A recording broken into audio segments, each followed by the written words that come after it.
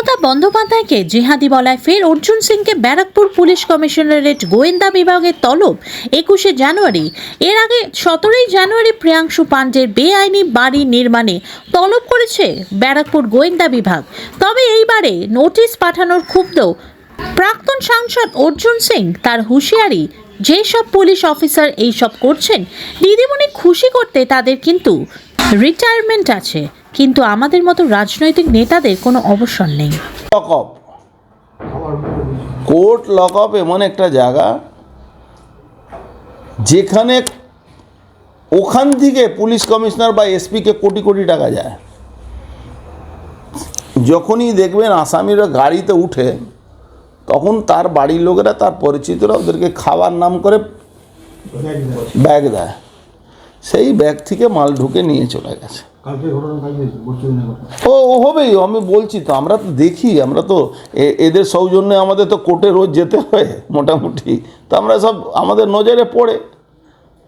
এমন অবস্থা বাংলা হয়ে গেছে। আরে পুলিশকে রোজ মারবে। পুলিশের টুপিটা না বিক্রি হয়ে গেছে মমতা ব্যানার্জির কাছে। এদের মেরুদণ্ডহীন হয়ে গেছে পুলিশ, এদের লাজ লজ্জা বলে কিছু নেই। আমি নিচে কনস্টেবলদের দোষ দিই না, ওদের কিছু করা থাকে না, বা সাব ইন্সপেক্টরদের খুব বেশি করা থাকে না। কিছু ইন্সপেক্টর আছে কোটি কোটি টাকা তুলে ওই দিচ্ছে। আরে এমন অবস্থা হয়ে গেছে, আরসালানের বিরিয়ানি ঘুষ নিতে হয়, দাদা বৌদি বিরিয়ানি ঘুষ নিতে হয়, এদের এই অবস্থা হয়ে গেছে পুলিশের অবস্থা। আরসালান আর দাদা বৌদি বিরিয়ানি ঘুষ নেয়, এরা বিনা পয়সা নিয়ে নেয়, সেইটুকু ছাড় নেই। ওই যেখানে পোস্টমর্টম হয় ওখান থেকে টাকা আসে। কি বলবেন আপনি? এইগুলো জানতেন যখন আপনি তৃণমূলে ছিল তখন?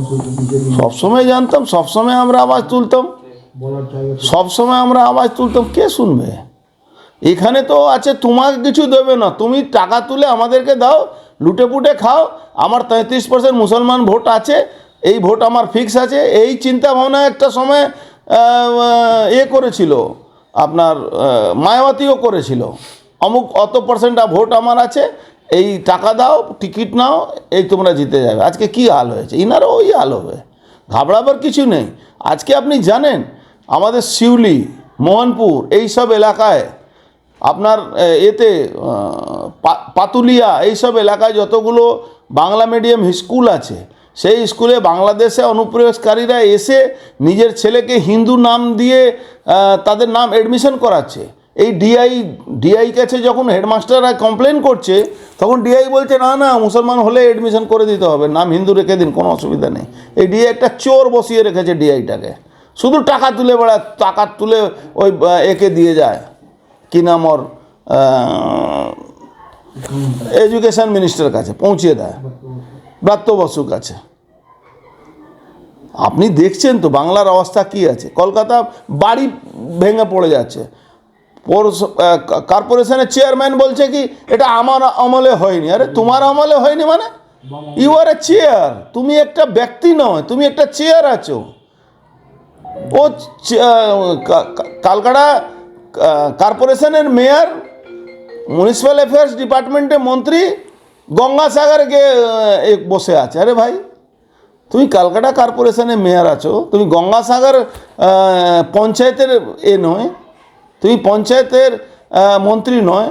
আর একটা মুসলমান আমাদের হিন্দু ধর্মের কপিলমুনি আশ্রমে পুজোতে লক্ষ লক্ষ মানুষ আসছেন, ওখানে কি করছে? ওখানে তো যাওয়াই উচিত না ওর। ববি হাকিমে কেন যাবে ওখানে? মমতা ব্যানার্জি কি আমাদের উপরে চাপিয়ে দেবেন? মুসলমান নেতা হলেই, উনার লোক হলেই আমাদের হিন্দু ধর্মের মঠাধীশ বানিয়ে দেবেন? আর ওকে তারকেশ্বরে মঠাধীশ বানিয়ে দিয়েছেন, ও কালীঘাটে মঠাধীশ নাকি হয়ে যাবে। কেন অসুবিধা নেই? আমার ধর্মে, অন্য ধর্মের লোক, আপনি একটা মসজিদে, টিপু সুলতান মসজিদে আমাকে বানিয়ে দিন তো, ওখানকার দায়িত্ব বানিয়ে দিতে পারবেন? কোনো মসজিদে আমাকে বানিয়ে দিতে পারবেন আপনি? কোনো মাদ্রাসাতে আপনি আমাকে বানিয়ে দিতে পারেন? মমতা ব্যানার্জিকে আমি চ্যালেঞ্জ করলাম, কোন একটা হিন্দুকে বানিয়ে দেখান তো। তাহলে কি ধর্ম নিয়ে রাজনীতি হচ্ছে? ধর্ম নিয়ে ধর্মটাকে বেঁচে দিচ্ছে রাজনীতি। আমাদের হিন্দু ধর্মের লোককে বোঝা উচিত, যারা সনাতন ধর্মের লোক এখনও তৃণমূল করছে তাদের হাল ওই মালদার ওই কাউন্সিলরও হবে, তাদের হাল ওই যারা তৃণমূলে রোজ খুন হচ্ছে তাদের ওই হাল হবে, যত সনাতনী হিন্দু আছে যারা এখনও তৃণমূল করছে। দাদা এই যে কথা বললেন যে গঙ্গাসাগরে ববি হাকিম দিয়েছিল, এটা কি আপনার প্রতিবাদ জানাবেন? যে মুশকিল আছে প্রতিবাদ, এখানে কিছু মানুষ মরে গেছে, তাদের মানে এই কমিউনিস্টরা 34 বছরে মুসলমানদেরকে সেকুলার বানায়নি, হিন্দুদেরকে সেকুলার বানিয়ে গেছে।